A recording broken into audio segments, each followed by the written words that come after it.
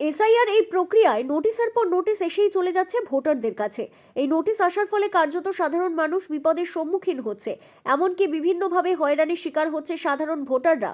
নির্বাচন কমিশন আজকে একরকম আপডেট দিচ্ছে, আবার আগামীকাল আরেক রকম আপডেট আসছে। বিভিন্নভাবে সাধারণ মানুষ বারবার হয়রানির শিকার হচ্ছে। এই হয়রানি বন্ধের দাবিতে ডেপুটেশন ভগবানগোলা 2 নম্বর ব্লকে তৃণমূল কংগ্রেস কমিটির উদ্যোগে মূলত তাদের দাবি: 1. এসআইআর এর নোটিশ বন্ধের দাবিতে। 2.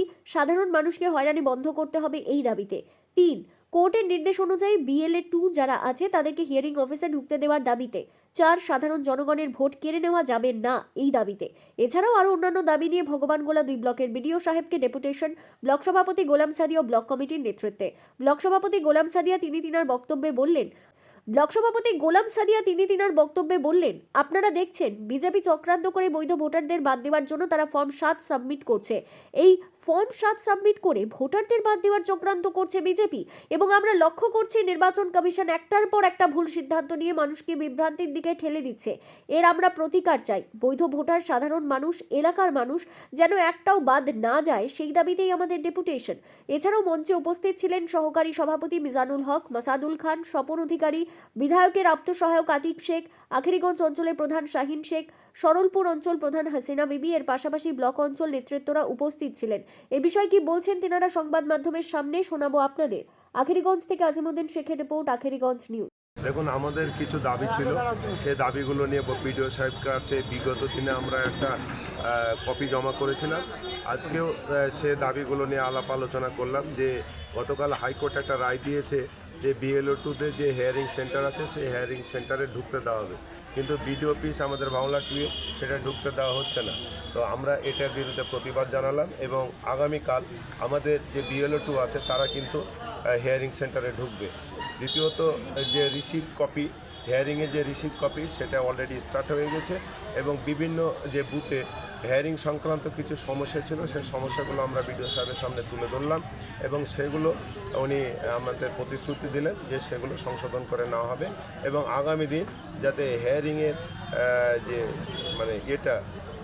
সংখ্যাটা যাতে কমানো যায় তার জন্য উনি ঊর্ধ্বতন কর্তৃপক্ষের সঙ্গে কথা বলবেন, এই প্রতিশ্রুতি উনি দিয়েছেন আমাদের। কতগুলো হেয়ারিংয়ের কাগজ এসছে ব্লকে জানতে পারছেন আপনারা? অলরেডি 46,000 হয়ে গেছে, প্রায় 45%। 1,27,513-র মধ্যে 46,000 অলরেডি হেয়ারিংয়ের নোটিশ হয়েছে লজিক্যাল এবং আনম্যাপ দিয়ে।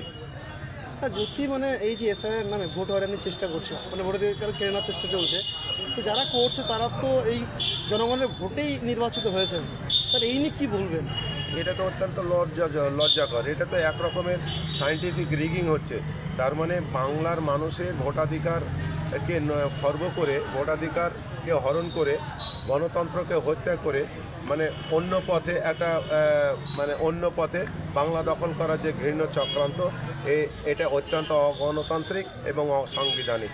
এর বিরুদ্ধে বাংলার মুখ্যমন্ত্রী মমতা বন্দ্যোপাধ্যায়, অভিষেক বন্দ্যোপাধ্যায় এবং বিধায়ক রেয়াত হোসেন সরকারের নেতৃত্বে ভগবানগোলা 2 এর বিরুদ্ধে আন্দোলন চালিয়ে যাচ্ছে এবং আমরা এর বিরুদ্ধে আগামী দিন এর থেকে তীব্র আন্দোলন করব।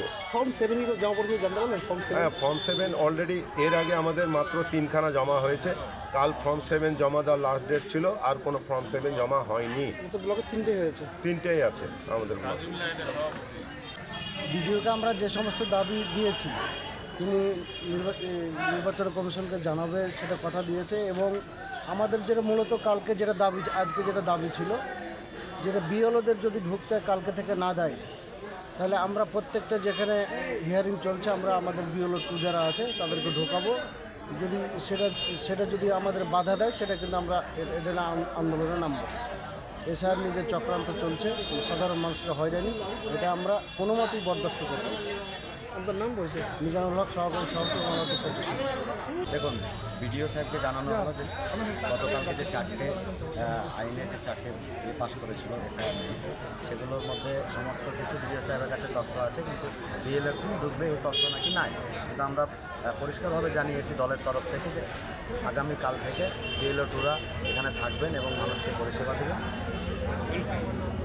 ভিডিও কী বললেন? বিডিও সাহেব বলছেন এতক্ষণ পর্যন্ত নোটিফিকেশন আসেনি, যদি আসে তাহলে জানাবো। কিন্তু আমরা বিডিও সাহেবকে পরিষ্কারভাবে জানিয়েছি যে আমরা কালকে নির্ধারিত সময়ে বিএলএ 2-রা থাকবেন, এটা আপনি জেনে নেন দলের তরফ থেকে। আর যদি ঢুকতে না দেওয়া হয় আমরা মানুষের পাশে জোর করে দাঁড়িয়ে থাকবো যে মানুষকে পরিষেবা দেওয়ার জন্য। আপনার নাম বলছেন?